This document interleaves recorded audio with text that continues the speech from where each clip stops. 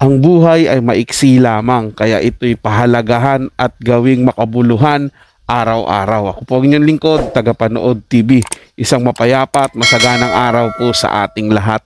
Welcome back po dito sa ating YouTube channel at Facebook page. Ngayong araw po ang ating pag-uusapan, bibigyan ng komento, reaction, opinion ay ang balitang huling sandali ni Gloria Romero bago ito pumanaw. At ito po ay galing sa channel ni Hot Showbiz. Nasa description po yung link ng kanyang channel. Bisitahin po at pakisubscribe na rin. Kaya naman wag na natin patagalin to. Simulan na po natin ang ating reaction video sa araw na to, mga tagapanood. Let's do this! Pagpanaw ng batikang aktres na si Gloria Romero, sinisilip na dahilan ang hindi na lang paggising nito.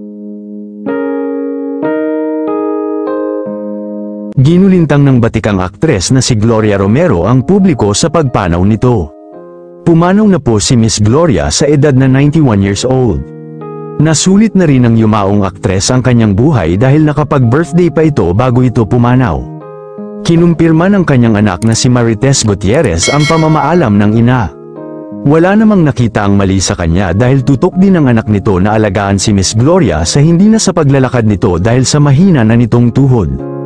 Kaya sa hindi paggising ni Miss Gloria sa kanyang pagkakatulog ay ang rason sa pagpanaw nito dahil na rin sa kanyang katandaan.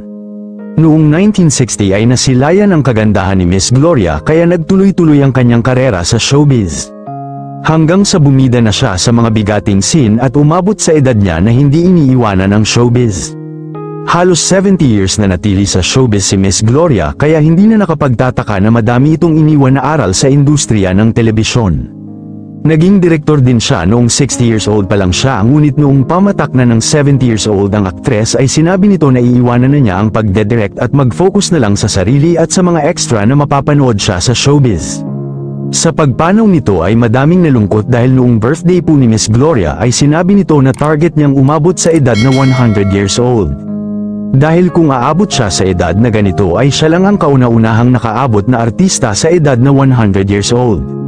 Pero sa edad niya na 91 ay nagawa na ni Miss Gloria ang mga papel niya sa mundo dahil napakabait na artista po talaga nito kahit sa personal. Sa pagpanaw po ni Miss Gloria ay hindi na lang nagising ang aktres sa kanyang kama na isa sa sinisilip na dahilan ng edad nito kaya bumigay na talaga ng husto ang kanyang katawan. Madaming Pilipino ang nagpaabot ng pakikiramay sa pagpanaw ng veteran actress dahil malaking kawalan nito sa showbiz dahil isa si Miss Gloria sa legend pagdating sa pag-arte sa mga ginagawa nitong palabas. Yun lamang po, taos puso po kaming nakikiramay sa pagpanaw ng legend icon na si Miss Gloria Romero.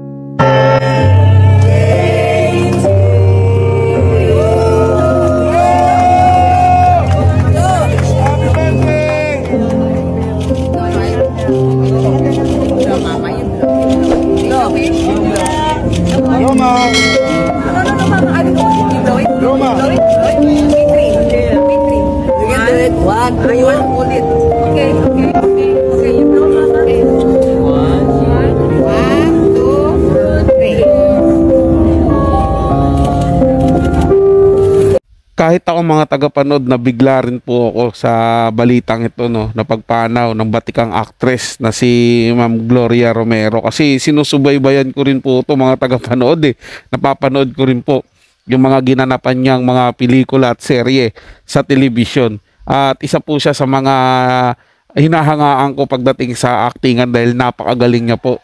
Effortless yung mga acting na ginagawa niya. Siguro dahil sobrang batikan na po siya sa ginagawa niya kaya ganun po yung tingin ko sa kanya. Pero dahil nga po hindi natin maiaalis na may edad na siya at siguro hindi na talaga kinain ng katawan niya at meron siguro po talaga siyang natatagong sakit na hindi lang po pinapaalam sa tao at ito na bumigay na po talaga yung kanyang katawan, mga tagapanood. Ganun pa man, siyempre nakakalungkot po yan dahil isa sa mga batikang actress ang mawawala.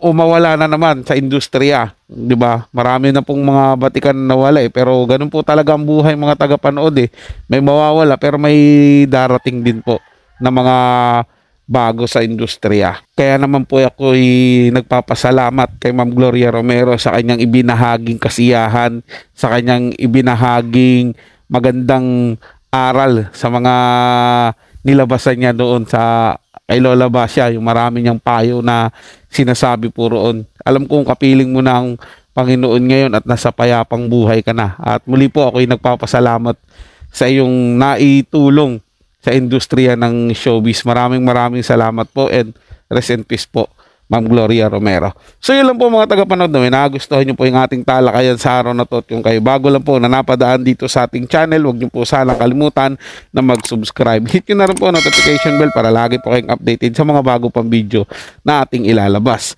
Share, like, and comment din po kayo mga tagapanood. Atin yung babasahin at pupusuan. So hanggang sa muli po, ito yung Tagapanood TV.